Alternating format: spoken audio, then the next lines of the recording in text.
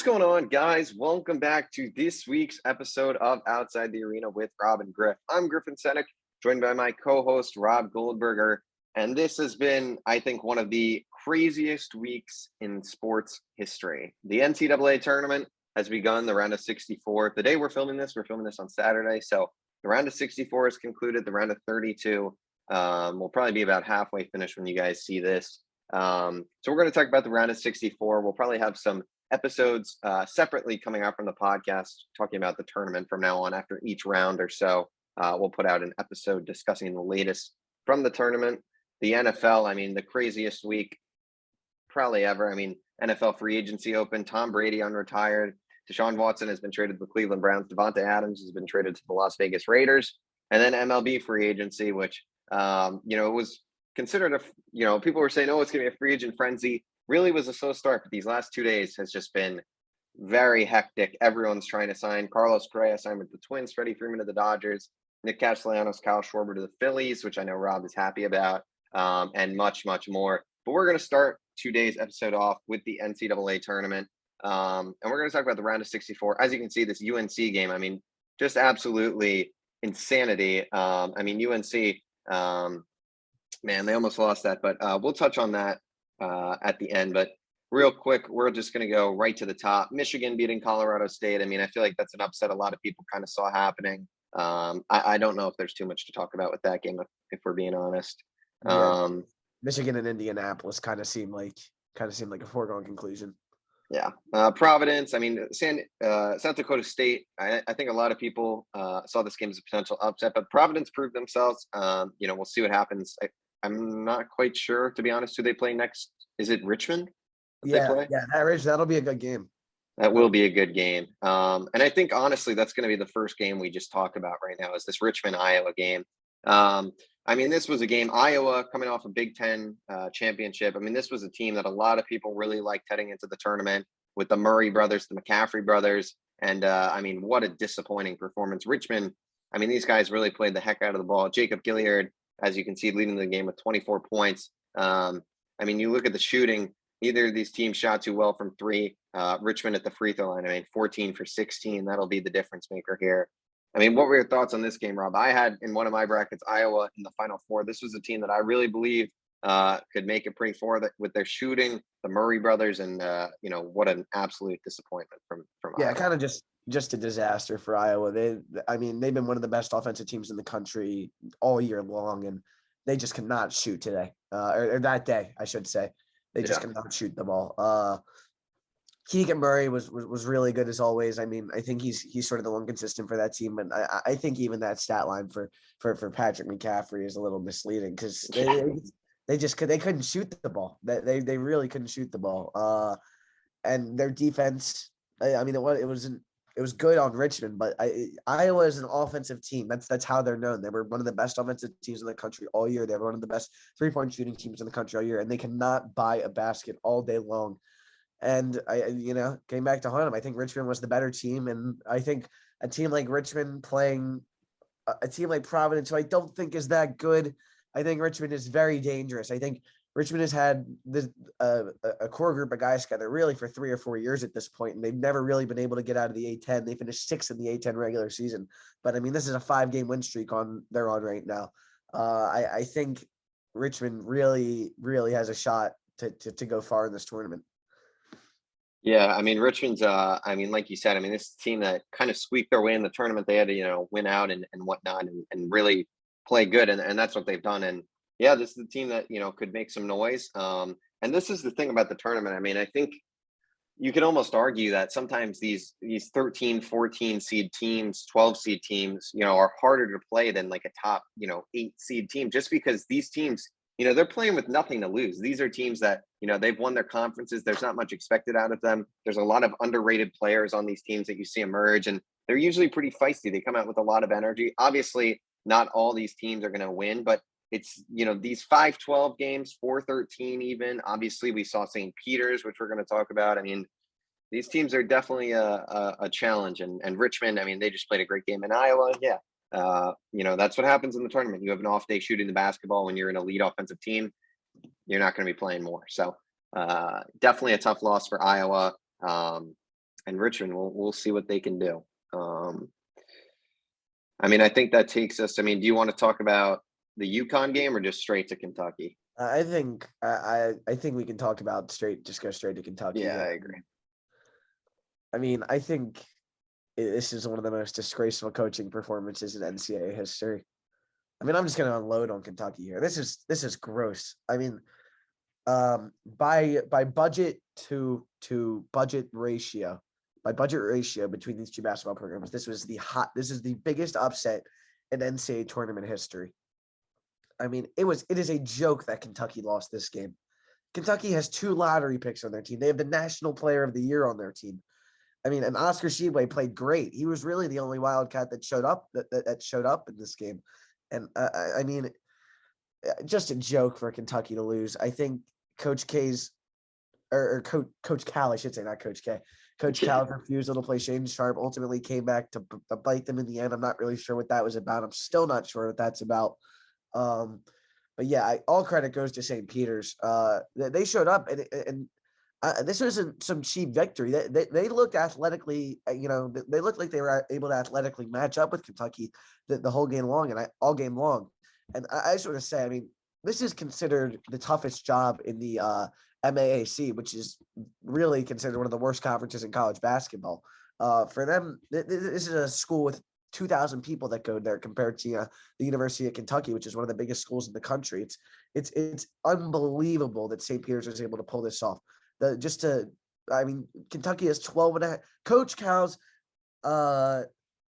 salary is 5 times the entire St. Peter's athletic department budget. I mean, it's just one of the craziest upsets ever.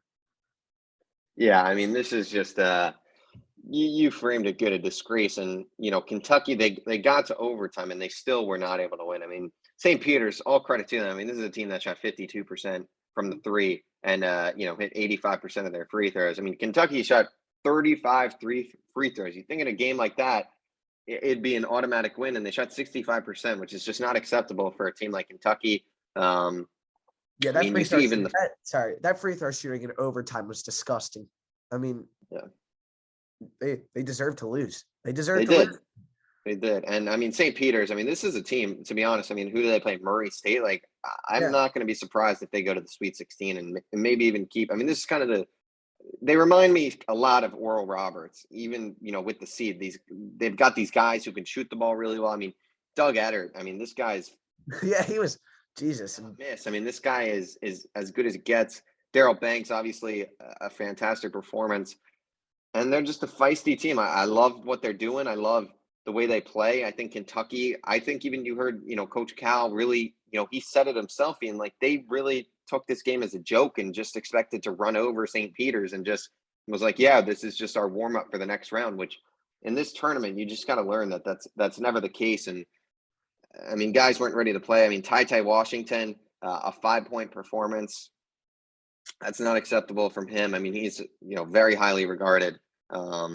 Just a absolutely horrific performance. And for St. Peter's, I mean, these are the teams that, you don't expect to be good. And all of a sudden they've got these guys that can't miss. And I'm very curious to see them play later today against Murray State. I mean, I'll be honest. A really good Murray State team, though. And that Murray State San Francisco game might have been the game of the first round outside of this game. So, yeah. I fell asleep. I fell asleep because I thought it was over. Murray State was up 6, and I called it a night, which was not a good call on my end. But absolutely disgraceful loss from Kentucky. The Creighton game, I'm going to be honest, like Creighton, San Diego State, I think we've kind of talked about Creighton's going to get blown out probably by Kansas. So, yeah, I mean, especially they might have had a shot if their star player hadn't gone down, but Creighton without their best player it's not going to be pretty. I think I want to I'm just going to give a quick shout out to the St. Mary's team, who was disrespected a lot, I think, in this game. And I think this is a team that beat Gonzaga earlier in the year. I mean, they have a Gonzaga win. I think this is a really good team. I think UCLA is going to beat them, but don't be surprised if the winner of that UCLA St. Mary's game gets to the Final Four, because I think really the winner of that game is the favorite to come out of that region. So.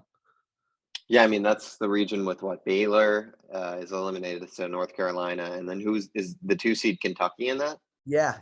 So St. Peter's, I mean, that is Yeah.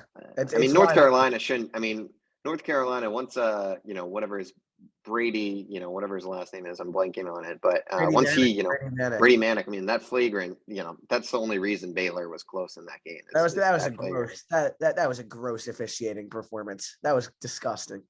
Yeah. Arkansas, Vermont. I'm good.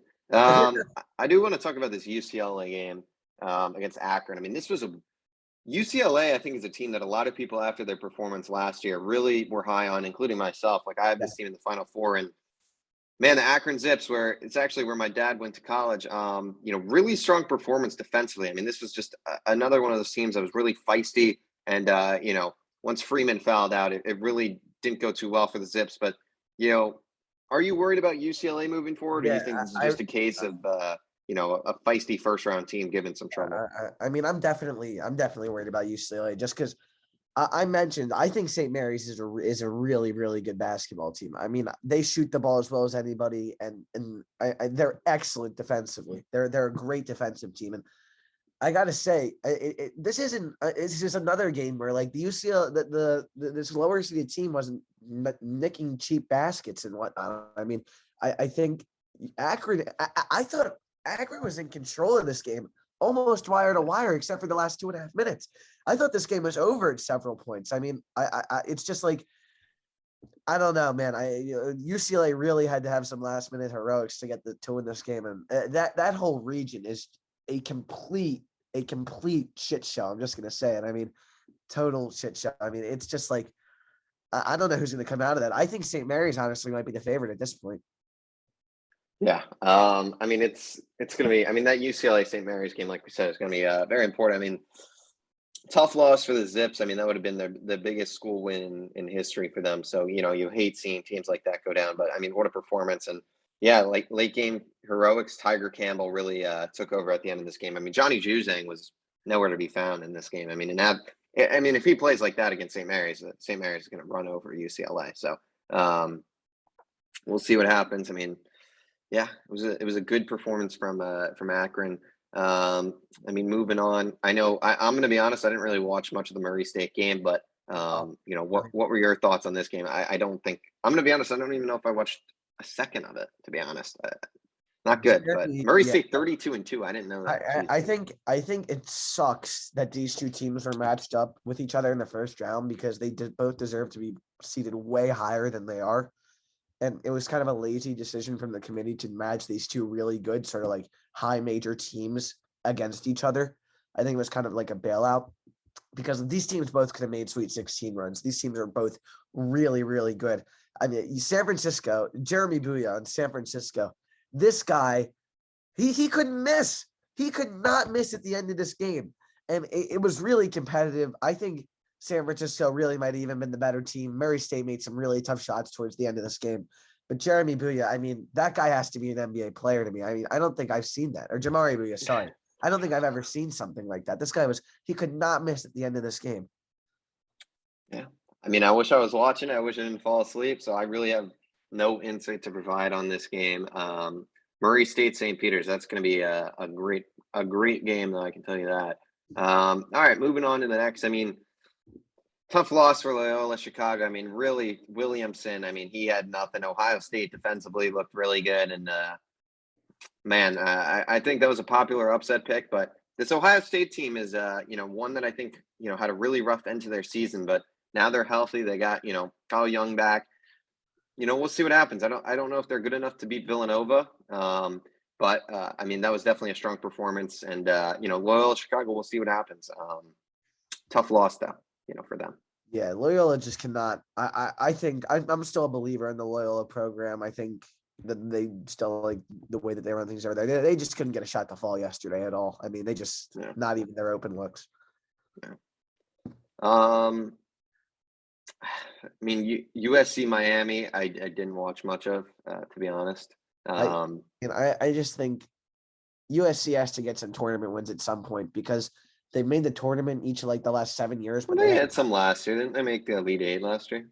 I think only did they? Are you sure? I think because they had Evan Mobley last year. I know that team kind of went on a run. Let me see. tournament. Are you sure they weren't eliminated in the round of 32? Pretty sure, yeah. You could be right. I'm checking right now. Here we go. No, yeah, you are right. You are right. You are right. I'm an idiot. But yeah, I think 1 year though, but they 6 of the last 7 years then. Yeah. I believe they've been eliminated on weekend 1. But I mean, a lot of teams were calling this team fraudulent. I thought they were going to at least be able to beat Miami, but sucks that they couldn't. Yeah. I just want to say something. I think Texas Tech has a claim to be the best team in this tournament. I think that they're by a wide margin the best defensive team in the country, and I think that Texas Tech Gonzaga matchup in the Sweet 16 is going to be probably the best game of the tournament. I think Timmy and Chet versus that Gonzaga, that Texas Tech front court is going to be unbelievable to see.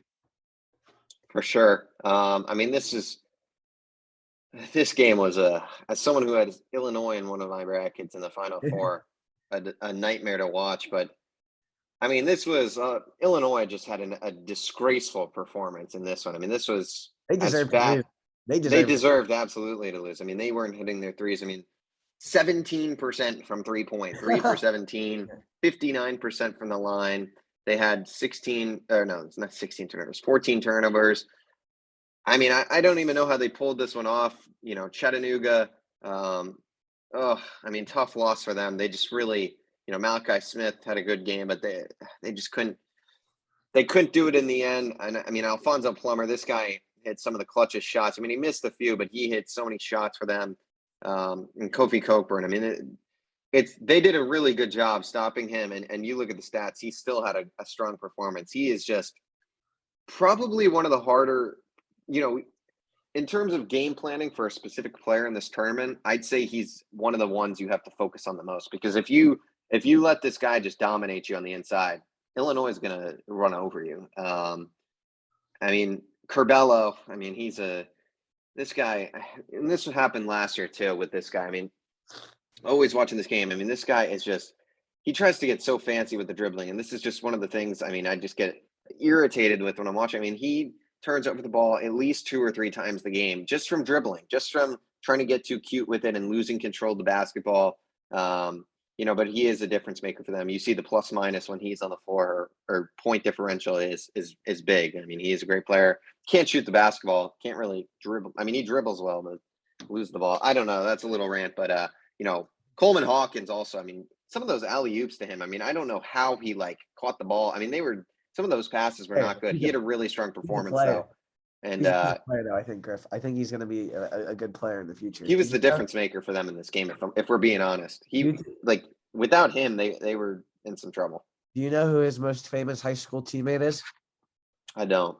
Jalen Green. Funny enough. Really? Yeah. He went to. Did Jalen Green go to IMG? No, Prolific Prep in California. It's like a basketball school, and they're pretty good until the COVID canceled their senior year. But yeah, wow, interesting tidbit. All right. I mean, what else is there to talk about? Iowa State. That was a good game. Iowa State's got some shooters. I mean, this team can hit I got threes. Iowa State. I got Iowa State going to the Elite Eight. I got Iowa Elite State. Eight. I have them beating Wisconsin, but I haven't beating both Wisconsin and Auburn. So yeah, I think the Big 12, despite Baylor's loss today, is still the best conference in college basketball. And I think I have faith. I think TCU is going to give Arizona some problems too, for sure. Yeah, TCU had a huge win. I was not expecting that. Davidson, Michigan State, that was a great game. Came down to the wire. And Colgate, Wisconsin. I mean, Wisconsin kind of saved themselves at the end of that game. Colgate, strong performance. Real quick, we'll talk about this game. There's a lot to talk about, so we won't focus on this too much. But I mean, what a comeback! This is probably the game of the tournament potentially so far. One of them. I mean, it's tough to say really in pinpoint an exact game. I mean, there's been so many good games. I mean, Baylor somehow coming back here. Adam Flagler, what a performance! I mean, he really brought them back. I mean, what were your thoughts on this game? And I was definitely surprised North Carolina pulled this one off in the end. I thought once it hit overtime, Baylor was going to win. As someone who watched this whole game, I mean, I know, big accomplishment over here, right? No, I'm kidding, but I think this game was killed. I'm sure you'll agree with me that this game was killed until that awful ejection on Brady Manick. And I mean, I think this is the first game I've ever questioned whether the game was rigged until got some makeup calls at the end. But I think UNC with Brady Manick playing is a threat to potentially win the entire tournament. This is a team that when they're playing at their best can beat everybody. We saw them crush Duke in Durham a couple weeks ago. I mean, I think this is a very good team with several NBA players. Leaky Black, I know, had a little bit of a joke in the game today, especially that pass at the end. But when he's on, he's a real contributor. RJ Davis with 30 points in that clutch and one was huge. And Brady Manick is one of the best players in this tournament. When he's allowed to play. I mean, he had 26 and 20 minutes. This guy was not missing. And Baylor really was saved by the refs in this game. I mean, 9-0 run in the first minute after Brady Manick went out. This game was over until that ejection call, which I still think is BS. And I think North Carolina has a really good chance of getting to the Final Four. Yeah, I mean, it's a great UNC team, like you said. I mean, Brady Manick, that really changed the game. And one thing I'll say, I mean, Beckhout, I mean, that dude almost sold the game for them. I mean, this guy needs to work on his free throws. It was a putrid performance. He's an NBA player, Griff. Isn't that the scariest part?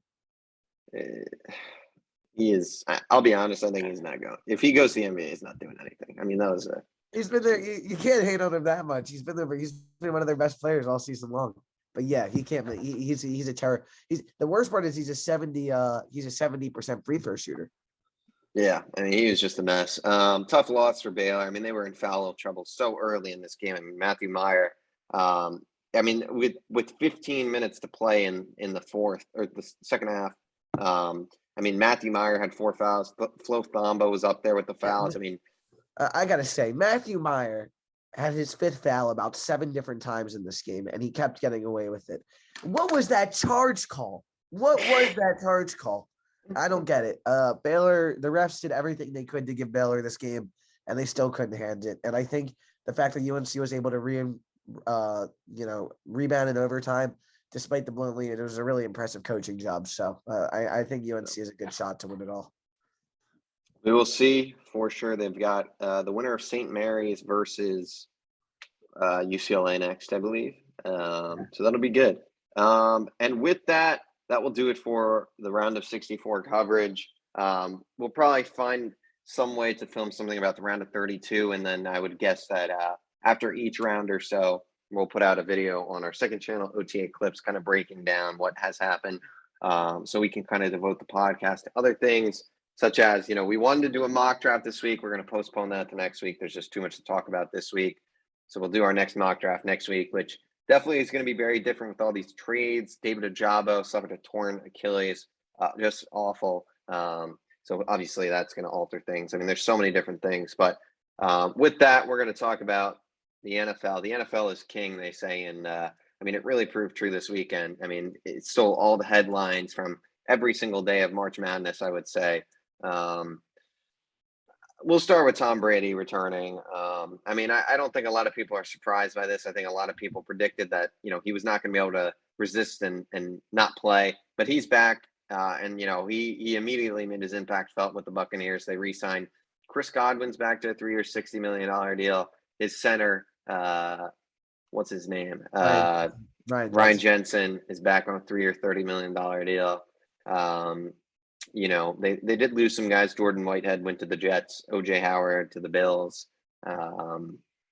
They signed Russell Gage as well. I mean, Carlton Davis too. I forgot about him. That was a big one. Alex Kappa they lost. So they lost some guys, but overall, I mean, changes the whole landscape of the NFC South. And, the NFC South, yesterday it seemed like would be adding Deshaun Watson and be adding that. But now all of a sudden it seems like Tom Brady has got himself a absolute walk to a division title. I mean, your thoughts on Brady's retirement, and it definitely shakes up the NFC a little bit.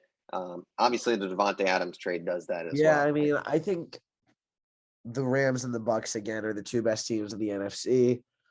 I think losing The Monroe. Niners. The I Niners think still. I think losing the Niners are good. It all depends on Trey Lance, though. I think Yeah.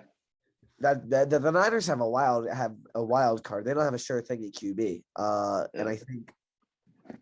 I think the Rams and the Bucks do, and I think they're the two best teams in the conference again. And I wouldn't be surprised to see Brady get a cakewalk past this Super Bowl, to be honest. I think he's smart. I think he understands that the AFC is the much stronger conference at this point in time. I think he understands that the NFC East is still extremely weak. Cowboys have become extremely weak. I think the Packers aren't that good, to be honest. I don't really understand the approach of paying Devondre Campbell and Aaron Rodgers, and then I understand Devante obviously just didn't want to be there, Yeah. which is That's really what it was. perplexing to me. I guess I wonder if there's a deteriorating relationship between him and Rodgers. I mean, I don't know what's going on there. I think there's two aspects of it. I think he's always wanted to play for the Raiders, and obviously he has a good relationship with Derek Carr because they played together for 4 years in college. So I think that's certainly the case. I think him and Rodgers probably still have a good relationship, but I just think I don't know about that contract they gave him, though, to be honest. I don't know how good it'll look, and yeah, I mean, we've sort of shifted to Devante Adams talk here, but I think was sort of inevitable given. I think I don't know if there's too much to talk about Tom Brady's return. Yeah. I'm not really that surprised. I mean, 40 days. There was something that leaked, and everybody kind of knew the day before. He was talking to The Ronaldo video. Yeah, he's talking to Ronaldo at the Manchester United match. He was basically just saying, "I don't think I'm done." So it's not really too much of a surprise. The guy wasn't. I think he's going to go out in the Super Bowl and however long that takes him. To be honest with you, I think he could play till like 47 if he doesn't get a Super Bowl win in the next couple of years. Yeah. So. Yeah, I mean, I think I agree. I mean, I think a lot of people saw this coming. I think it's pretty funny that it's happened. I mean, this Bucks team is, they're going to walk to a division title. I mean, that division is an absolute disaster. I mean, it really seemed like Deshaun Watson was going to go to one of those teams. And I mean, the Falcons, report surfaced today that Jarvis Landry and Leonard Fournette were going to sign with the Falcons if Deshaun was traded there. So maybe Yeah. Let me say something about that. I think the Falcons avoided 2 bad contracts there. So, yeah. I mean, it's a weird situation with Brady. We'll see how long he plays. Gronk should be back, I'm sure. So, he's going to walk to a division title, obviously. I agree. I think they're one of the top 3 teams or so in the NFC. I think, like you said, the Cowboys they've just subtracted this offseason. They haven't really brought anyone in that, I think they signed Dante Fowler, if I'm not mistaken, to replace Randy Gregory, which is just not going to really do it. So we'll see, to be honest, with Dallas. I mean, who knows? They lost Amari Cooper. They lost Cedric Wilson, I believe they lost too. They lost a few good guys. Really not looking good for Dallas. Lyle Collins, they released too. I mean, Creighton up early. Really? How much? 4, up 4, 6, and it's him, but they're still up. Okay. Well, I think that'll shift, but that'll do it for Brady, and we'll just segue. I know we'll talk about Deshaun, but you kind of touched on it. The whole Devante Adams trade to the Raiders. They traded their first round and their second rounder this year. I think this is the case for, like you said, with Devante Adams. I don't think his relationship with Rodgers is necessarily tarnished. I think he just wants to play elsewhere, and he was ready to move on. And the Packers, it seemed like they were okay with that, and they were going to take their first and second round pick. I mean, this is a team now, a Packers team with 2 first round picks. But the problem is they don't really have a true, elite wide receiver. I mean, they've got these guys like Alan Lazard and Marquez Valdes-Scantling is a free agent at the moment, so not even him. Randall Cobb. I mean, they're losing guys on defense. They don't really have money to sign everyone. They lost Zadarius Smith, who was a big part of that defense. I don't know. We will see with the Green Bay Packers. But for the Vegas Raiders, I mean, this is a trade to me that propels them to, this team can win the AFC West, if I'm being honest. Like, this is all of a sudden their offseason so far has been fantastic. They signed Chandler Jones. and they traded for Devante Adams. And you look at this offense with Derek Carr, who is, he's a very good quarterback, top 12 quarterback or so in the league. They've got Josh Jacobs. They've got, now Devante Adams, Hunter Renfrow, Darren Waller. I mean, this is an insanely talented offense. I would argue the most talented offense in the AFC West at the moment, even potentially more talented than the Chiefs. I don't know about that. I think the quarterback discrepancy about favors the Chiefs. I think there's a shot. I think that the Raiders are still the third best team in the division, to be honest. I think I would agree with that. But I'm saying before I think it was a consensus they're the worst team in the division after the Russell Wilson trade. But with the move they made of Chandler Jones and Devante Adams, I mean, this is a team that I truly believe right now that the Denver Broncos are the worst team in that division. I just think it depends. I think we'll see how it's so much of it depends. Even the Chiefs, dude, I'll be honest, the Chiefs, that defense scares me with the Kansas City Chiefs. You have to understand what you have to understand is that the rest of these teams are trying to get to the place where the Chiefs already are. Yeah, but I agree. I think they have as good as Justin Herbert is, as good as Russell Wilson is, the Chiefs still have Patrick Mahomes. Well, Patrick Mahomes, he's not perfect. Like we saw in the playoff game, that second half against the Bengals, he's perfect against fell apart. I agree, he's the best player in the NFL, but I think that this division is. I don't think the Chiefs have a wide lead over anyone in this division anymore. No. I definitely wouldn't say it's a wide lead, but if I had to pick a team to win the AFC West today, I'm still taking the Chiefs. I agree with you. I'm not saying that the Chiefs are not the best team, but this is a division where all of a sudden any of these teams are fair game. Yeah. I mean, the Chargers defensively, they had Khalil Mack and J.C. Jackson, Sebastian Joseph Day. I mean, they just added every elite defensive player they can find, essentially. The Broncos add Randy Gregory, Russell Wilson. The Raiders add Devante Adams and Chandler Jones. I mean, this is I think if I had to predict this division right now, I would say Chiefs, Chargers, Raiders, Broncos is my order right now. I don't know about the Broncos. I still don't know about the Raiders over the Broncos. I'm saying I think this Denver Broncos offense has been completely overhyped, if I'm being honest. I think it is the most over, and also the defense. I mean, we'll see what happens, but I think you underrate units I mean, people are acting like this defense has been top 10 for some time, and but the addition of Pat Surtain pushed them into that top 10. But who's their second cornerback is Ronald Darby. I mean, against these AFC West teams, man, I mean, who all have the Chargers with Eckler, I guess, but the Chiefs and the Raiders, they have three elite juju, I guess, but like Chargers, Williams and Allen. Yeah, that's what I'm saying. But all these teams have at least two pretty elite players and potentially three. So you can't have just one elite cornerback. Okay, but I would make the argument that the Broncos have a better defense than both the Chiefs and the Raiders. I would agree. I would probably agree with that. I'm just saying, I think people act like this Denver Broncos. I mean, I think with the Denver Broncos, the reason I can't put them ahead of the Raiders is these players on offense just haven't proven themselves. And the Raiders players on offense have. I mean, you've got the best wide receiver in the NFL, Hunter Renfrow, who's coming off a spectacular season. Darren Waller, who's a top 3 tight end in the top 4. I'd say he's 4th. I'd say Andrews, Kelsey, and Kittle are above him. So top 4 tight end.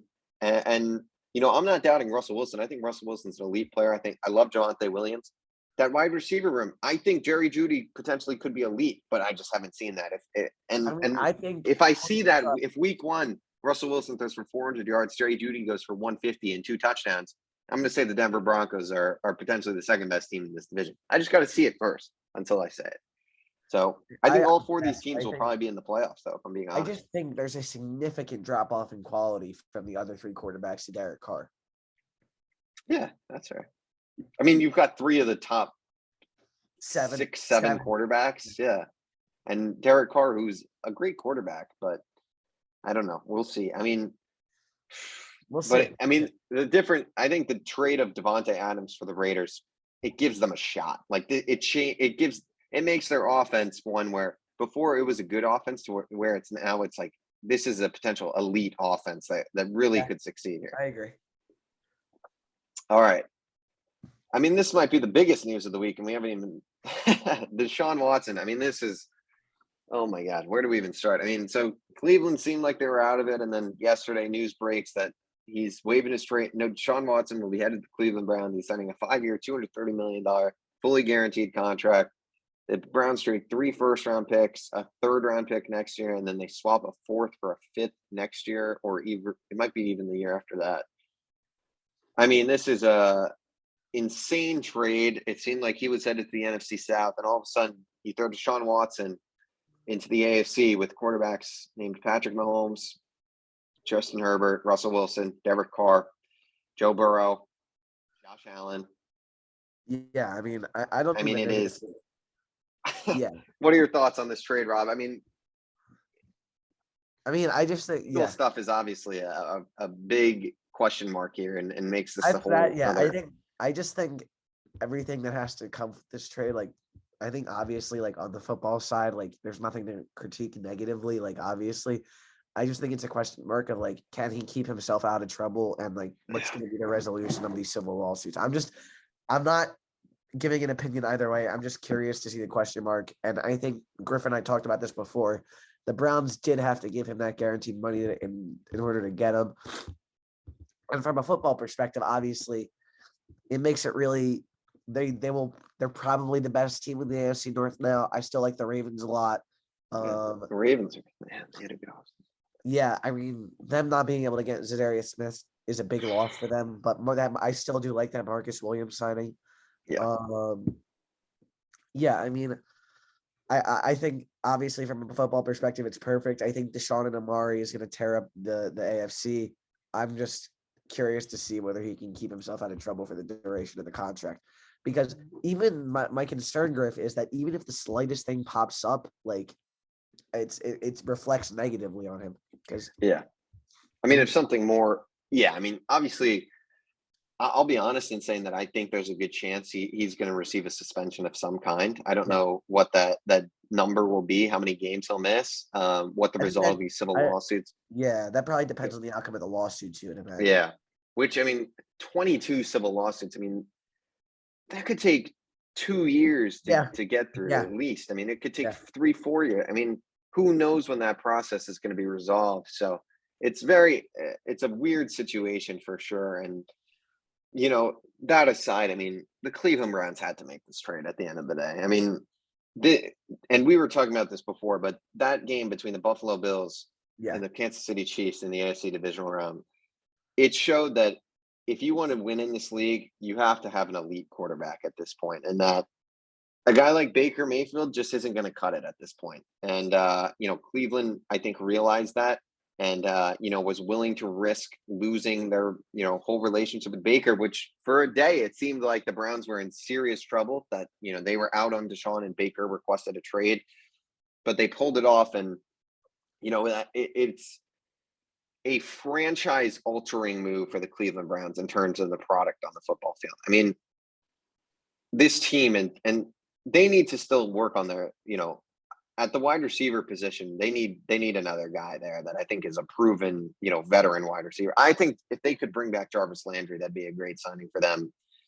Because, you know, just Amari Cooper, who is a great player, I think they just need another guy. But, you know, that run attack paired with, you know, Amari Cooper, David Njoku, and Deshaun Watson, you know, it's a scary sight, and they've got a solid defense. I don't think it's perfect. I think they really need to bring back Jadeveon Clowney. I think that's got to be at, you know, the forefront of their moves right now.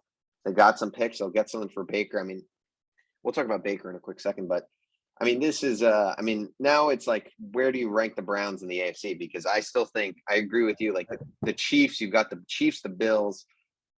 I mean, probably one or two of those other AFC North, AFC West teams you could even say over them. Yeah, so it's like they're probably a top five team or something. I'd have the Chiefs over them, definitely. The Bills definitely over them. I'd probably have the Ravens over them at this point. I want to see what the Browns do for the remainder of free agency. Yeah. And I think I'd have the Chargers over them. And I think that's it as of right now. I think they're better than the Bengals. And I might even flop them. I might even put the Chargers at 3 and the Ravens at 4. And I think that's I mean, I forgot even about the Bengals, but the Bengals, I mean, we'll see I think they're a very good team. I think that defense played kind of better than they should be playing in that playoff run and whatnot. And, they lost CJ Uzama, which I think is a much bigger subtraction than people potentially realize, just out of leadership. And he was a really good player for them. I mean, it's the AFC is just bonkers at this point. I mean, the crazy thing is at least two of Deshaun Watson, Patrick Mahomes, Russell Wilson, Justin Herbert, Josh Allen, Lamar Jackson, Joe Burrow, and I feel like I'm missing one of the quarterbacks. Not Tua.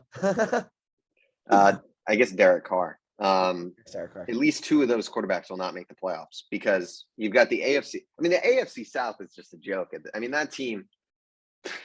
I mean, any of those teams are getting bounced immediately in the playoffs. I mean, the Carson Wentz. Maybe the Colts. The Colts had a shot at it. I gotta say, the Carson Wentz trade like messed up the whole trajectory of the Colts franchise. Yeah. Because, first off, he sucks. I don't care. I'm not going to hear any argument to the contrary. And they don't have a quarterback. And you have to understand that these guys in the NFL locker rooms aren't stupid. They understand that their livelihoods, their homes, their salaries are tied to the success of the quarterback. And, guys start to get unhappy when they feel as though they're not prepared in the quarterback room. And I think this is an issue the Colts have to solve and really soon. And I wouldn't be surprised if I were them. I think if Matt Ryan really is disgruntled down in Atlanta, and he has every right to be, because he's a franchise legend, and they've treated him like crap, the past week, the Atlanta Falcons have. I think the Colts should really be going all in for Matt Ryan at this point. I think he's a much better option than Baker Mayfield. I actually think Matt Ryan is really a pretty good quarterback still. I think he put up some solid production. I think he was pretty good playing behind a really, really bad O-line and not much help on offense outside of Cordero Patterson. I think he was put in a situation like Indianapolis. I think he could really thrive. And I think that's the guy that Indianapolis should be going for. And obviously the other option I mentioned him is Baker Mayfield, but I think I'd prefer Matt Ryan over Baker at this point.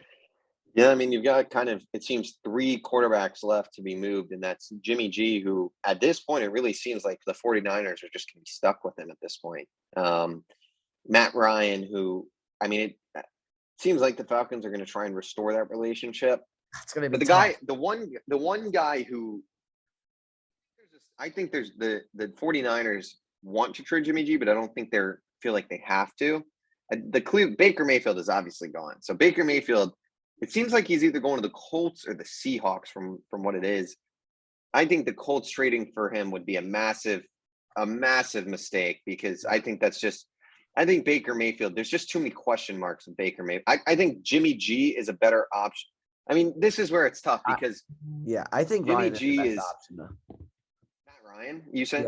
Yeah. I mean, obviously, I'll be honest, I don't know if Matt Ryan's going to get traded. I think he's going to get stuck in Atlanta, which sucks for him, because I think if you put him on the Colts are right in that mix in the AFC all of a sudden. I agree. And they can win, because he's still a good quarterback, and that Colts team is built to win. I mean, I'm surprised the Colts didn't go out and spend so much money with all the cap they had, but that's a totally different discussion. But, I mean, you got Jimmy G, who you kind of know what you're going to get, but it's not very good. It's kind of like would you say it's an upgrade over Carson Wentz? I think it's definitely a slight upgrade, but it's like you said, it's not good enough to move the needle for them. I think really, if Matt Ryan is available, and it's a huge if, that's the guy they got to go for, because no one else is good enough to push them into that next tier in the AFC. Which is, I mean, then the thing with Baker Mayfield is he could be solid and be better than a guy like Jimmy G and be better than Carson Wentz. But I mean, Baker Mayfield, there's just been, I mean, you could get it. It could be an absolute disaster, and you're not going to want to extend him, and you just lose more draft capital and lose another year out of Quentin Nelson, out of Jonathan Taylor, out of Darius Leonard, out of, this team's got to win now. I mean, they have all these guys in their prime, all these elite players who are some of the best at their position. Quentin Nelson, the best guard in the NFL. Darius Leonard, top few linebacker in the NFL. DeForest Buckner, one of the best D tackles. I mean, Jonathan Taylor, one of the best running backs. It's very rare to see a team with four guys who are. They really screwed themselves trading for Carson Wentz last year. They really did. They really should have just taken one of the rookie quarterbacks. They'd be in a much, much better spot, I think. And I understand why they didn't. But, man, I can't believe that this is a team that was on the doorstep. They really were. They were on the doorstep of knocking on their, they were knocking on that Chiefs door, that Buffalo Bills door. And they decided that Carson Wentz for a first rounder was the move that they just had to make. I don't get it. And I said this at the time last year that Carson is not good enough. And I cannot believe that they gave us a first rounder for this, because how bad does that just losing that first rounder look now? Imagine what they could be using that first rounder for. I mean, it is unbelievable that they decided to trade for Carson Wentz. And Carson Wentz is just the epitome of mediocrity. I mean, Jesus, boy, am I happy that Washington traded for him. Let me just say that. Yeah. All right. Well, before we move on to the MLB, NFL free agency did happen. So I feel like we got to touch on at least a few of these. I mean, real quick before I want to talk on, signings that you think can really move the needle for some of these teams, but I want to get your thoughts on the Jacksonville Jaguars and the moves that they made, because I mean, they had some ones where I was like, all right, I'll just be honest, Christian Kirk. I mean, what are your thoughts on the Jaguars, especially Christian Kirk's deal? I mean, listen, God bless the Jaguars. They're getting some guys paid that normally wouldn't get paid like this. Look, I think the clowning on Christian Kirk specifically has been a little bit unfair. I don't think I mean, he's never reached 1,000 yards. I don't think he's a bad player. I think he was gonna. I mean, have they massively overpaid him? Yes, but he's the type of guy that at this day and age gets $15 million a year on the open market. I mean, $21 million a year. Maybe not that much. The one that I don't understand is paying Zay Jones $10 million a year. I mean, at least Christian Kirk, we haven't seen, him as the number one guy in offense. Maybe he can thrive. But Zay Jones has a good play every 4 weeks. Right, exactly. I mean, like, Jesus. Zay Jones, I don't understand that. I kind of respect the fact that they are trying to build around Trevor, though. I do like this fact that they're spending and not being cheap. I think this is the real make it or break it year for Trevor Lawrence. I think he's going to have an actual coach that's going to try to play to his strengths rather than, objectively one of the worst coaching stints in NFL history. I think that whole offensive coaching staff is going to be really good for him. And I think just surrounding Trevor with NFL caliber players, which they will do through the draft too. Like, you just have to understand, like these players on the Jaguars last year were not up to par to play against defenses in the NFL. Like, you could not, and neither was the offensive scheme. I think that this is the real make it or break it year for Trevor, and I have to make a prediction. I know you're not a big fan, but I think he is going to end up thriving this season. And I think he's going to prove a lot of people wrong who've been sort of doubting him. I'll be honest. I think Trevor Lawrence came into the NFL at a really tough time, because I think the team around him is still atrocious. I think it's, they improved, but it's still an awful team. And I still don't believe Trevor Lawrence is on the level of those 8 guys we just mentioned. And I just think he's in an era where I just don't know if he's ever going to be good enough to win a Super Bowl, if I'm being 100% honest. He might prove me wrong, but you got to give him time. You got to give him time, I think, to say that. I think, but I think, he's not look at what these Justin Herbert, Joe Burrow, they're in year 2. They just had their second year, and they are in that conversation. Look at Lamar Jackson. Compare the rosters around them. Well, but that's part of the whole reason why he's not going to, the Jacksonville Jaguars with their free agency. You're assuming he'll never leave Jacksonville, number one, and you're also assuming that I think it's going to take them years to build. I think Trevor, I got to say, I'm a big believer in Trevor Lawrence. I really am. I think when you watch him with an actual coaching staff, I think he's going to be able to perform. I think you mentioned it, though. Look at the position he was put in last year. I think it's I'm not blaming him for last year, but part of the reason, I'm not saying I just think with these, you got to look at these teams around him, and this free agency did him no help, because they're committing, most of the guys they signed are on 3-year deals. So, maybe they get a, cut after 2, but for the next 2, they're stuck with all these guys who are mediocre. I mean, it's just, you're chewing more years off his prime. Like, he's not going to win a Super Bowl in Jacksonville in the next 2 years, obviously. Will this team be a playoff team in his final year? Maybe, because the division is just not good. I mean, but meanwhile, Griff, Justin Herbert has never made the playoffs. So Yeah. what about that?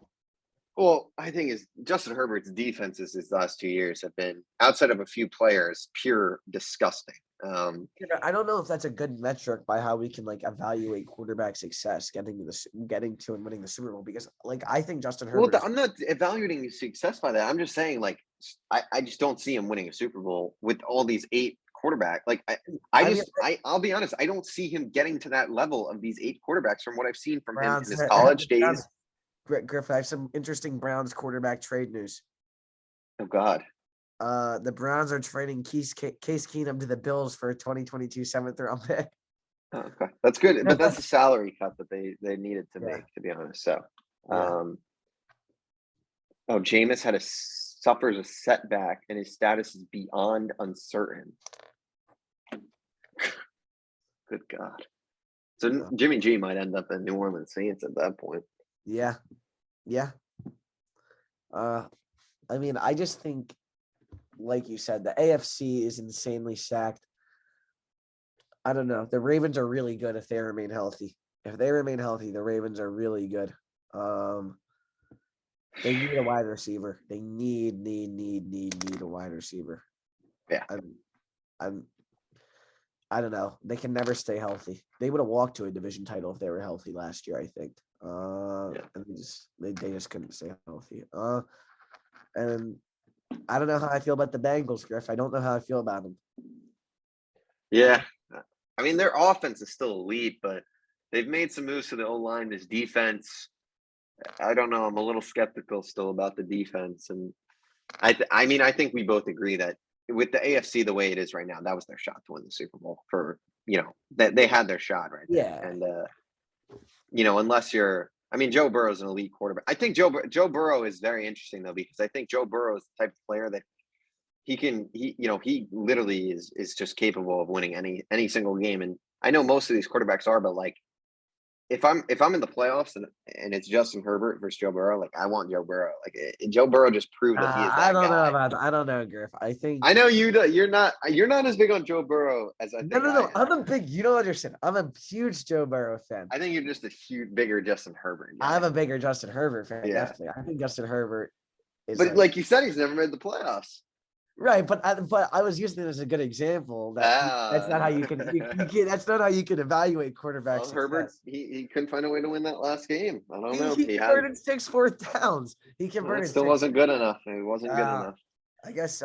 Real quick. I guess Joe Burrow's defense getting an interception in overtime was all his doing. I don't know. All right, real quick, because I do want to talk about MLB. Miller, the Bills had a heck of a free agency. They obviously signed Von Miller to a massive contract. And they made some other moves as well. Do you think Buffalo at this point is the favorite for the Super Bowl title, or are you still favoring a team like the Chiefs? I still think that the Chiefs are the best team in the AFC. I think as long as the Bills have to go to Arrowhead, which seems like it'll be for the rest of time, that the Chiefs are better. I don't know though, because that AFC West is just so stacked. There's no free wins in there. I just can't like every time people start to doubt the Chiefs, they just come out better. Like I still think I'm gonna say something bold, and it's also gonna make me sound like a salty hater, but they were the best team in the NFL last year by a considerable margin, I think. And I don't know. Them were the Rams. Those wide receivers. I mean, that's why I think that the Juju signing is a lot bigger. There's a really I think that the CH pick was really questionable at the time, especially considering that they were. Oh no, I mean, he didn't even play in the playoffs. But the other thing is not only we understand you and I about positional they had a running back that was good. They had a good running back. Damian Williams is very good that year. Yeah. I don't get it. I mean, they could have improved at receiver. Michael Pittman was taken with the next pick, right? In the second round, yeah. Yeah. They could have had I believe that was the Jonathan Taylor draft as well. Just not good. This is what I mean. And Jonathan Taylor, I mean, he was the best. This is what I mean when people say in all sports, the people's perception of front office fluctuates so much because all of a sudden Brett Veach and Andy Reid, and I'm a big Andy Reid guy, you know I am, but they're geniuses because they happen to draft maybe the most talented player in the history of the sport. Like, it's like, Well, I think with Creighton, the Chiefs, I mean, Creighton's still up on Kansas. How many are they up? Up 4.5 left in the first half. I think Kansas will win that. But you're hating on Creighton, Griffin. I need Kansas. So I mean, I think with the Chiefs, I think that Juju Smith-Schuster signing was fantastic. I mean, I think this season in that Bengals game, to me, needed to mark the era of these fast, speedy wide receivers only. I think Tyreek Hill is separate because he's just such a talent, is sensational. But Mecole Hardman, Demarcus Robinson, Byron Pringle, as good as those guys were, they just weren't good. I think Byron Pringle is good enough. The issue is he signed away. He signed away. He signed away. The Bears, right? Was it the Bears or the yeah? So I just don't think those guys were good enough to get the job done. And I think Juju Smith-Schuster's they just needed a different type of receiver. And I think Juju, I mean, we saw what he did with Antonio Brown. He's more than capable of being. Breaking news. Stafford and Rams contract extension. How many years? Details aren't specified yet. Or wait. Details not specified yet. I thought it was going to be something else. I thought it was going to be Baker. But imagine they keep Baker to be the backup and just stick it to him. Yeah, right. I mean, it won't. That would be the most idiotic thing to do because they actually could get some day 2 picks for Baker. So Baker would tank. Baker would also, if Deshaun got hurt, Baker would tank the entire season. But yeah, I mean, I think Juju's a great signing. I think that was a big move, and I think they've worked. I mean, cornerback, it doesn't help you lose Travarius Ward. I mean, we'll see what they do in the draft. I'm curious to see, but I think they need to go majority defense, and they lose the Honey Badger for Justin Reed's a great player, but I don't like that they lost the Honey Badger. I mean, I think Justin Reed definitely mitigates some of that damage done by losing Honey Badger, but he really is one of those irreplaceable players. Yeah. I mean, you want to shift to MLB? Yeah, let's shift to MLB. All right. Let's just start with the NL East because I know that's what we both want to talk about the most. The Braves obviously this week, I mean, they are having a fantastic offseason. I mean, they trade for Matt Olson, which obviously ends the Freddie Freeman era, but Matt Olson's a superstar player. They extend him on a very, very good contract for that. I mean, the Braves are just so good at getting these. I feel bad. I mean, the reason they're able to sign him, they signed Kenley Jansen to a 1-year, $16 million deal. They signed Colin McHugh, who's a great reliever. They bring back Eddie Rosario. But those contracts with Ozzie Albies and Ronald Acuna just gives them so much flexibility, and you just got to feel for those guys. I mean, Ronald Acuna is losing out on hundreds of millions of dollars. It's going to end up being one of the worst contracts in Major League Baseball history. Yeah. Well, best for the team, worst for the player. Yeah, best for the team. Ozzie Albies might be even worse. I mean, 7 years, like $35 million. Yeah. I mean, yeah. But the Phillies go ahead and add Nick Castellanos and Kyle Schwarber to, I think, what will be the worst defensive team, one of the better, slugging teams in the MLB. It's going to be, the Phillies are going to be fun to watch because, I mean, I always love a good Phillies defense meltdown. And I think this year it's going to be, I think that defense is going to be, would you say that you think it'll be one of the worst defenses in the MLB? I think it'll probably be the worst defense in Major League Baseball, but I'm here to tell you right now. I don't care. I don't care. So what do you think? NL East right now, how do you have it stacking up? Obviously, the Marlins and Nats, you got to kind of count out, but between the Mets, Phillies, and Braves, what is the pecking order for you? I would probably still have us third, to be honest. But I also think that the Mets and Braves are 2 of the top 3 teams in the NL. So I'd probably have us near the top of the NL regardless, to be honest. Yeah. I'd probably say Braves, Mets, Phillies in that order. But I could see the Braves and the Mets. I could definitely see the Phillies in the wild card game for sure. Not a game, a series, man. Series. You saw my face. I was about to correct myself. Yeah. Series. I could definitely see us in the wild card series. I think, we just need to add it. The Phillies ceiling is really high because if Nola comes out like he did, if Zach Eflin can avoid injury, all of a sudden that rotation is looking scary because Ranger Suarez. Listen to me. Ranger Suarez Ranger Suarez was one of the best pitchers in the National League in the second half last year. He was, and he's our number 2 guy. Listen, Aaron Nola. If Aaron Nola regains form, and you have today wasn't a good start for that. listen. Spring training, it doesn't count. Zach Eflin has to stay healthy, but our bullpen is absolutely atrocious. Jesus, we need another. I honestly think it's such a coin flip. I think it could be bottom 3 in the league or like above average. It's not gonna be a top 10, but it depends on how Jarris Familia I can't believe he's a Philly. I'm so excited for those games. And the other thing is that the Phillies aren't exactly signing model citizens this offseason. Their decision to remain. And the worst part is it's not even like, God, I'm gonna keep my mouth shut because I'm not gonna say anything. It's just I'm not a fan of the Jubal Herrera signing because I think he's a terrible baseball player and a terrible human. But yeah, like I think we're still not as good as the Braves and the Mets just because it's hard to compete, at the defending World Series champions as well as Scherzer and DeGrom. But I think DeGrom's health is obviously going to be something to monitor over there. I think a lot of the Mets season rides on that. What do you think, Griff? You think he's going to stay healthy all 162 this year? I feel pretty confident in Jacob DeGrom's health this year, if I'm being honest. I think that the end injury with, he had some elbow issues, obviously. But the previous injuries were, it was a cause of the hitting. And he got hurt hitting, and it just kept re-aggravating itself and stemming to the rest of his body. So I think the DH is honestly going to help him a lot.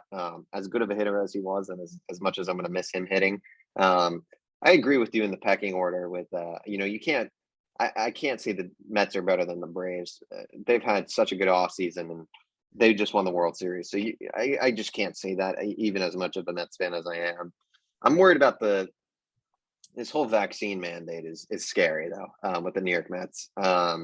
This is the same thing, the sector with mandate that's affecting Kyrie Irving. And now is supposedly going to stop unvaccinated players for the Mets and Yankees for playing, which, Aaron Judge, I don't believe is vaccinated.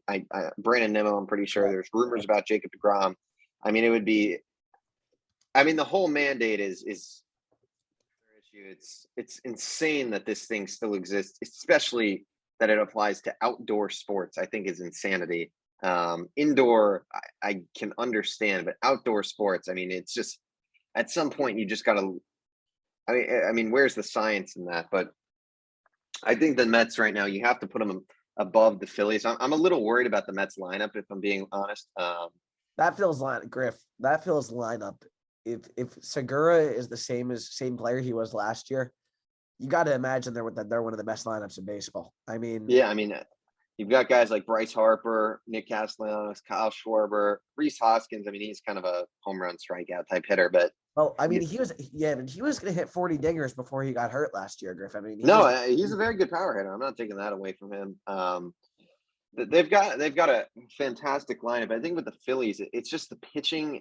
The defense. You got to think. I'm not worried about their defense. It's going to be bad. I think it's probably going to lose them a few games in the season, most likely. Yeah. But their lineup is so good that it's worth it at the end of the day to have a defense like that, because adding Castellanos and Schwarber is it's insanity to that lineup. I think the Phillies lineup is probably it is the best in the NL East, if we're being honest here. The Braves is good, but the Phillies is probably the best. I just am the pitching, I think, is what gives the Mets the edge over the Phillies, because I think that Mets rotation, if that Mets rotation is healthy, I think you've got 2 of the top 3 or 4 pitchers in baseball. You've got Chris Bassett, who's an all-star. And then I'm going to say one of Taijuan Walker or Carlos Carrasco is going to have a solid year, and the other is probably going to be an absolute disaster, and Tyler McGill will end up starting, or David Peterson. So I'm going to say one of those 2 at the end is going to be solid. And that bullpen for the Mets, I'm definitely frustrated they didn't really add more. They signed Chase and Shreve to a minor league deal to address the left-handed. I definitely think they're missing another guy back there. Diaz is a heart attack waiting to happen. Seth Lugo, hopefully he has a bounce back year. Trevor May was pretty good last year. They've got some other guys out there. Miguel Castro had a pretty good year. I feel confident in that. Sorry. 4 years, 160 on the Stafford contract. Good for him. Yeah, I mean, I think with the Phillies, the pitching is. I mean, Zach Wheeler, you already hear he might be out for opening day. I don't really know what. I mean, he got even. Didn't he get sick and now is more delayed too? Yeah, I think he'll be like. I think by like a couple weeks into the season, he'll be good to go though. So I'm not too concerned So about he'll that. miss like 2 starts most likely. I mean, Nola is their Phillies wild card. I think. I Okay. think Aaron Nola is the difference What's- between them being a top 4 team and them being just a fringe wild card team. Because last year, I mean, I thought Aaron Nola was solid last year, and then I was watching the spring No, training game, and it came no, on, and he had a 4.6 it was ERA, which terrible is last year. atrocious. Yeah. So Aaron Nola is the guy who, if you get Cy Young type Aaron Nola, who I believe he was a finalist a few years ago, correct? Yeah, he was correct. Yeah, he was Yeah. top. So I mean, if you get that Aaron Nola, you've got 2 of the best pitchers in baseball at the top of that rotation with Ranger Suarez, like you said, who's good. I mean, I'll be honest. I mean, Kyle Gibson, he was not good with the Phillies, so I don't know. What in that ballpark, he's a little scary for sure. Yeah. Zach Eflin, I mean, who knows? He's Yeah, can't stay healthy. Zach Eflin, the big story, the big question mark with him is staying healthy for sure. yeah, but Aaron Nola to me is the difference maker in that rotation. I mean, if he's a disaster, that Phillies team could be in some serious trouble. If he's a Cy Young candidate, that Phillies team's gonna be really good. And the bullpen, like you said, I mean, Corey Knebel has had ups and downs these last few years. Jeurys Familia, I mean, I'm excited to have Pete Alonso and Lindor and all them start getting in the box against Familia. Brad Hands. I mean, it's like these guys who are just Wild so card. like complete wild such card. a wild card. I mean, the Phillies could, if you get, which I'm not saying this is going to happen at all, but if you had peak Corey Knebel, peak Jeurys Familia, and peak Brad Hand, that's one of the best bullpens in the MLB. Like literally, like they have been also elite at times, but who knows what you're going to get. And I then think the NL East Phillies, is. I don't know if you know him, but Phillies, another huge wild card for the Phils is Sir Anthony Dominguez, who is really no listen. Sir Anthony Is is Alvarado still on the team? no. I don't know. I think they might have let him go. Listen, Sir Anthony Dominguez, you're making me laugh here. Was elite for stretches a couple of years ago, and has had multiple Tommy John surgeries. And apparently, the Phillies really like what they've seen out of Sir Anthony Dominguez so far since the lockout has ended. So we'll see what's going to happen with him. I mean, when he has and he's one of the best relievers in the NL in August. I don't want you to still be laughing at me, Griffin. We will see. I mean, the NL East is going to be fascinating. I think those top 3 teams. I mean, it's going to be a fantastic thing to watch. That's for sure.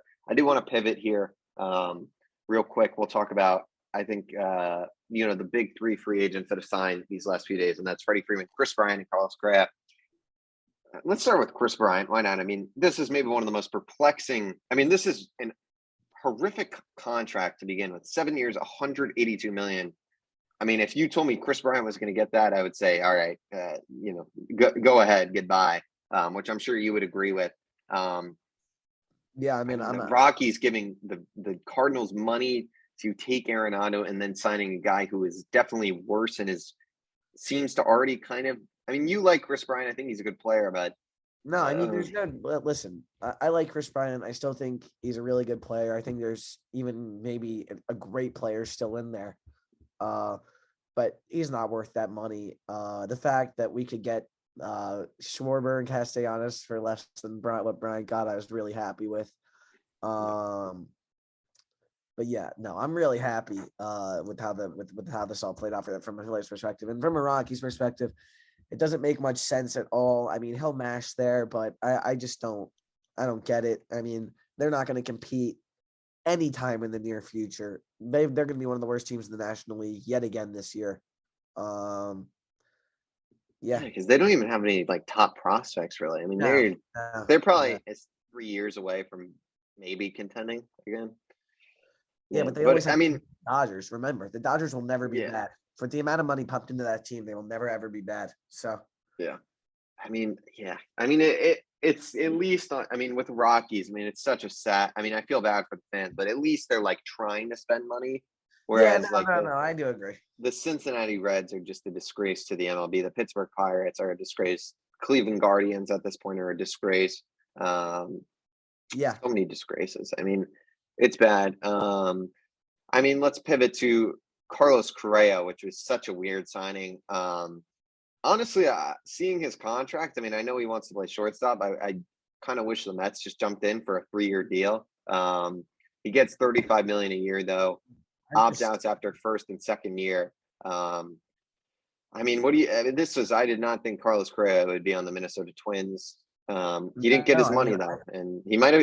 This could be one of the situations where he cost himself a lot of money. If he really, I mean, if he has bad years these next 2 years or can't stay healthy, he's done. Yeah, you know what it is. I mean, this is the ultimate bet on yourself deal, because if it's the opposite way, though, he's going to get paid an unbelievable amount. I think he'll still be. I don't think he's going to get more than what per year than he's making right now. What's crazy to me is, I don't know if you saw the report from this morning, is that the Astros didn't want him back for that contract. And so at the end, I guess the only teams are really Baltimore and Minnesota, and which is kind of crazy to say out loud.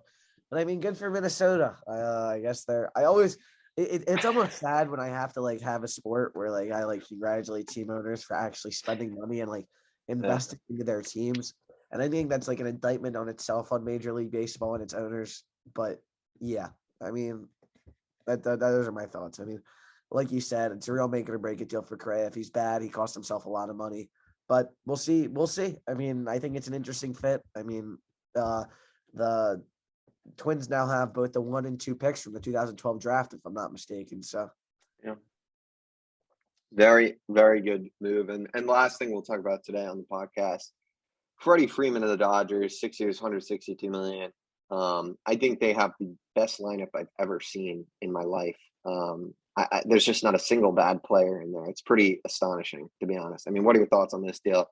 I think the LA Dodgers they've lost some pieces for sure. They've lost Corey Seager. They lost Kenley Jansen, Joe Kelly. But I mean, this team just looks poised to repeat, not repeat, I guess, but make it easily to the World Series. We say it every year, and they've choked almost every year. But you got to be shocked if this team doesn't win the NL, right? I mean, something will have gone horribly, horribly wrong. I still think Freddie Freeman is one of the best. I mean, it's obvious he's one of the best players in baseball, best hitters in baseball, easily. Still, I mean, I still think I'm just shocked.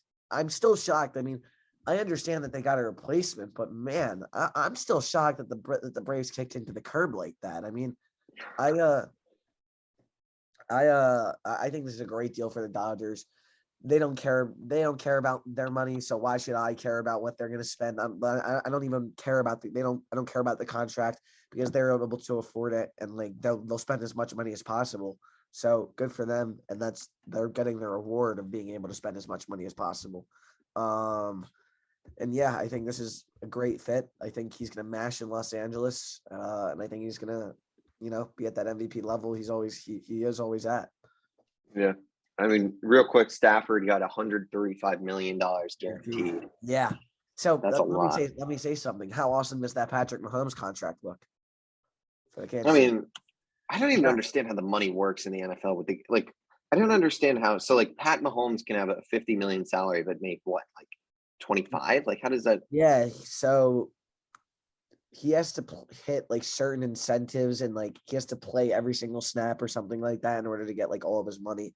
And if he remains an ultimate Iron Man, he'll get the $500 million essentially, I think is the thing. But at the end of the day, teams are going to end up paying in the 65, 70, 85, 80 million range, I think, in very soon. I think per year. Yeah, I think you might end up seeing. No, that's insane. What's it called? The salary cap would have to go Herbert and Burrow. The salary. There's going to be a salary cap explosion in the next 2 years. Herbert and Burrow are going to request $5,260. That's going to be their initial offer. That's going to be their initial request. Yeah, I mean, we'll see. It's going to be fascinating. But moving back to Freddie Freeman, I mean, I think the Dodgers are. I mean, it's just insane how loaded this team is. The one weak spot is their bullpen, I guess. I mean, they've lost a lot of guys there. I don't think they've really added too much, but their starting pitching depth is just pure insanity. I mean, they keep signing guys. They signed Tyler Anderson. They signed Andrew Heaney, who sucks, but I mean, it's just another guy. I mean, they've got, Julio Urias, Clayton Kershaw coming back, Walker Buehler. is Dustin May going to be healthy this year? I don't really know what his situation is. I mean, who knows Trevor Bauer? I have no idea what's going on with that. But, I mean, this lineup is just Max Muncy, Freddie Freeman, Knuckle Receiver, Trey Turner, Justin Turner, AJ Pollock, Chris Taylor, Mookie Betts, Cody Bellinger, who, if he's good, is on an MVP level, Will Smith. I mean, there's not a single bad player in that lineup. And you've got Gavin Lux, too. I mean, it's pure insanity. Yeah, and I think it's just like spend money, and guess what? You'll put not only will you put fans in the seat every single game. Like, this is what I don't understand. Do owners think that like teams that the entire city won't come out and support it if they spend money and build good teams, people will go to the games and watch the games. It's that simple. It really is. Dodgers spend money and see the reward, and they're seeing the fruits of that. The Dodgers also spend money, and this is the difference I think between the Dodgers and the Mets. The Dodgers spend money so well because you look at these contracts. I mean, they've got Freddie Freeman for $27 million. Very similar. Whereas the Mets have, they had to pay, a guy like Max Scherzer $43 million. Lindor's on a contract for $34 million. Robbie Cano, which is just a disgrace from God, $20 million. Starling Marte, who's a good player, it's just like the difference because Scherzer, Lindor, and Cano are. And Scherzer, I think Lindor is going to have a fantastic season. Scherzer is an elite player, but it's just like they're paying a little too much on those guys. With the Dodgers, it just seems they are paying like the perfect amount for every player. And we'll see. Trey Turner is due for a major extension, and he's going to command, I think, well over $300 million for his services. Yeah. But the shortstop market next year again is elite. Like you've got Trey Turner, Xander Bogaerts, potentially Correa, Tim Anderson. I think is that kind of and that's what we learned this offseason. There's just not enough money in teams. We get DD's salary off the books this season. He can stick it out one more year, and we can go after one of those guys. I mean, I'm excited. I'll make a quick comparison for any of our viewers if they watch soccer. I think the Dodgers are very similar to a team like Manchester City, who's very ruthless in the way that they spend money. They'll let players go if they think they're past it, and they win trophies and they win titles. And like you said, there are teams that have the money and spend it incompetently. And I think it's just like owner. Yes, you can pump money, you can financially dope a team, but you also have to have very competent people running it. And I think that's like what a lot of people miss about the Los Angeles Dodgers is that they're a machine. Yeah. No, they're so well run. And I don't want to make it seem like the Mets have, screwed themselves over or they're signing bad players because Max Scherzer, Frankie Lindor, I still believe are two of the top players in the game. It's just, I mean, the Cano thing that's the old regime and an absolute nightmare that they still have to endure. But, they're just paying a little more than probably they should be. I mean, Scherzer $43 million. They probably could get him for like 37, 36, and Lindor should not be making anywhere close to $34 million. But it is what it is at this point. The Mets have to live with it. But yeah, I mean, that's why teams like the Dodgers are just so elite. And it's going to be the NL is going to be very fun. The AL definitely. I mean, the AL East is going to be a bloodbath, and then you've kind of got a few other teams. The Mariners, it looks like they'll end their drought, but.